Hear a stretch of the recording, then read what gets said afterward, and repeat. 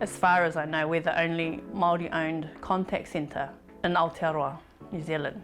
We have a goal of providing mahi to 100 Māori mama. We really value what mums do on a daily basis, so we want to give back.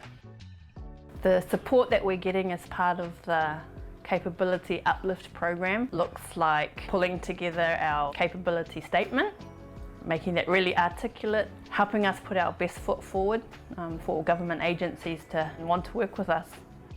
We're able to take our worldview, use it with technology, connecting community, really localising our service. Those values of respect, manaakitanga, aroha, uplifting one's mana is how we bring our Māori perspective to the forefront. What's good for Māori is good for everyone. Why not let the way we communicate with others be the communication tool that everyone uses?